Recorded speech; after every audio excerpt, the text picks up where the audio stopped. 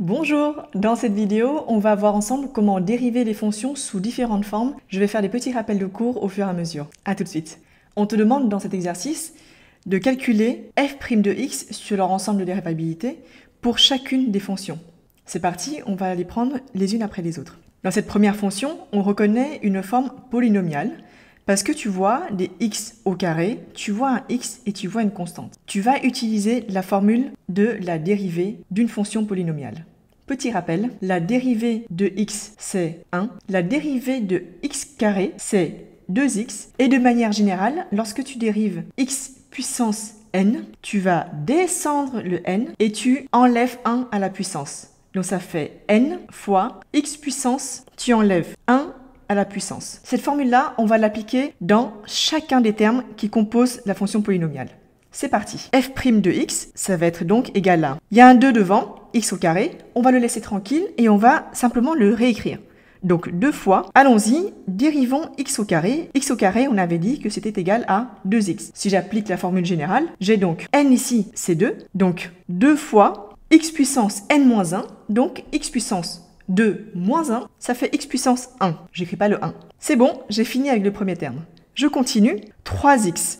Le moins 3 devant, je le garde tranquillement. Je dérive ensuite x. X en le dérivant, ça me donne 1. Ça, c'est la formule du cours. J'écris donc fois 1. Et enfin, la constante. Petit rappel, la dérivée d'une constante, c'est 0 plus 0. J'aurais pu ne pas l'écrire. Voilà, j'arrive à la formule qu'il faut maintenant simplement simplifier. 2 fois 2 fois x, j'ai donc 4x, moins 3 fois 1, donc moins 3. J'ai gagné, c'est la formule de f' de x. Voilà comment tu dérives une fonction polynomiale. Passons à la suivante. G ici est une fonction. On voit que g de x ici, c'est un produit de deux facteurs. Ça veut dire quoi, produit de deux facteurs? Ça veut dire que tu as une parenthèse multipliée par une autre parenthèse.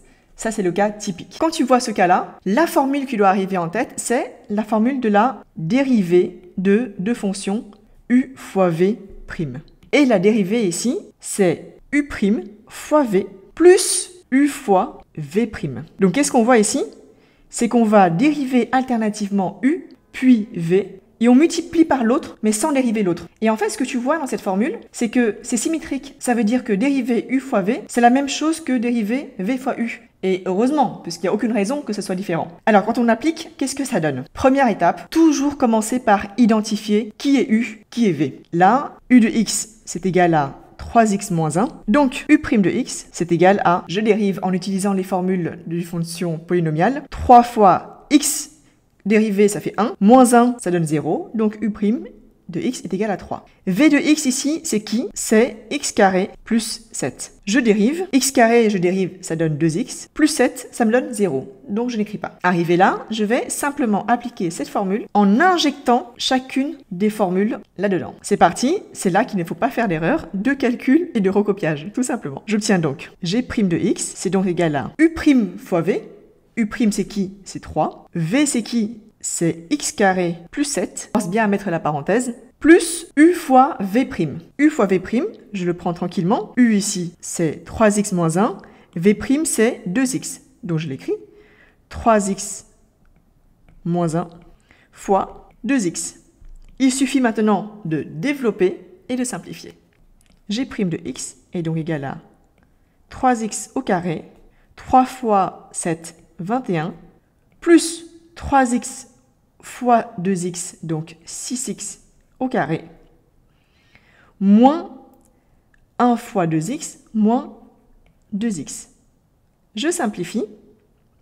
G' de x est donc égal à 3x carré plus 6x au carré, 9x au carré, moins 2x, plus 21.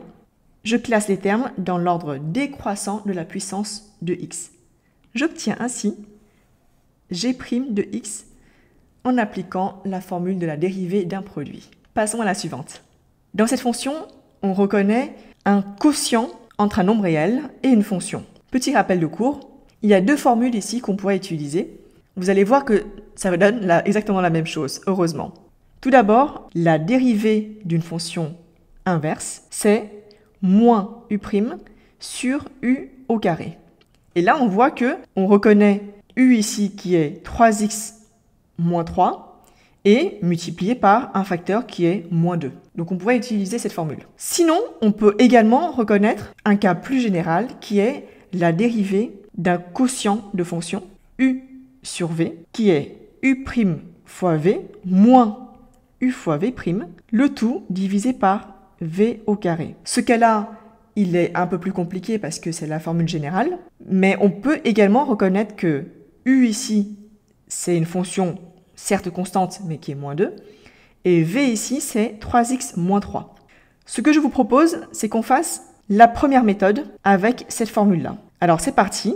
U ici, on avait dit que c'est égal à 3x moins 3. On reconnaît donc que h de x, ce n'est rien d'autre que moins 2 divisé par u de x. Donc pour dériver h, je peux aussi l'écrire différemment en écrivant h de x est égal à moins 2 multiplié par 1 sur u de x. Ça donne la même chose. Et là, je peux appliquer cette formule, puisque j'ai bien ici 1 sur u. Alors ça donne quoi lorsqu'on dérive?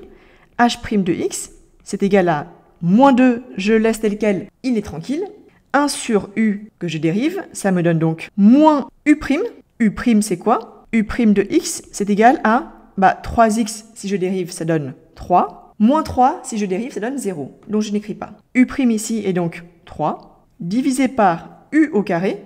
U, je reprends sa formule, tranquillement. J'ai donc 3x moins 3 au carré au dénominateur. Je fais bien attention à tous les signes moins qui sont ici et qui vont d'ailleurs se compenser. H' de x est donc égal à moins 2 moins 3. Les nombres sont au numérateur, j'ai le droit de les multiplier et de les garder au numérateur. Ça fait donc 6, le tout divisé par 3x moins 3 au carré. J'obtiens ainsi l'expression de h' de x. On passe maintenant au dernier cas. Dans cette fonction, on reconnaît typiquement le quotient de deux fonctions.